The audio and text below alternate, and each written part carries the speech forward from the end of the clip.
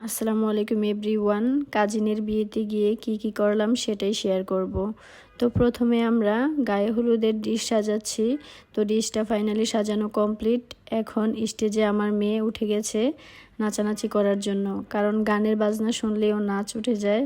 তো সবাই মিলে খুব এনজয় করতেছিলাম। শহরের বিয়ের চাইতে কিন্তু গ্রামের বিয়ে বেশি এনজয়েবল। আমার কাছে অনেক বেশি ভালো লেগেছিল, সবার সাথে একসাথে দেখা হয়েছে। এই তো গাইজ দেখেন, মেয়ের নাচ আরও বেশি বেড়ে যাচ্ছে। তো সবাই মিলে এখন আমরা ছবি তোলার জন্য প্রিপারেশান নিচ্ছি। তো এই তো কিছু ছবিও তুলে নিলাম। তো এখন গেট ধরার পালা, জামাই চলে এসেছে। তো আমরা ওনাকে বলতেছি 10,000 টাকা না দিলে ওনাকে ঢুকতে দেয়া হবে না। তো জামাই তো বসে পড়েছে, অনেক দূর থেকে এসেছে, খুব টায়ার্ড। তো প্রথমে বলতেছে আমার গলা শুকিয়ে গেছে, আমাকে আগে শরবত দাও, শরবত খেয়ে নে। তো জামাইকে প্রথমে শরবত খাওয়ালাম, তারপর কিছুক্ষণ কথা কাটাকাটির পরে ফাইনালি ওনাকে উনি ফিতা কেটে ভিতরে যাবে। তো যাই হোক, গ্রামের বিয়েতে কিন্তু এই জিনিসটা খুবই ভালো লাগে আমার কাছে।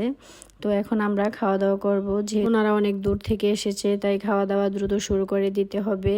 তো গাইজ দেখেন, গ্রামের বিয়েতে কিন্তু অনেক এনজয় হয়। বিশেষ করে এই তো গেট ধরা, জুতা লুকানো, এগুলো আদারওয়াইজ সব কিছু মিলিয়ে কিন্তু এনজয়েবল একটা দিন ছিল। তো গাইজ এখন আমাদের খাওয়া দাওয়া শেষ। তো আমরা এখন সব কিছু গুছিয়ে নিব, এখন চলে যাব আমাদের বাড়িতে। এই তো আমরা অটোতে উঠে পড়েছি। আর এই রাস্তাটা আমার কাছে অনেক বেশি ভালো লাগে, বিশেষ করে এই ব্রিজটা।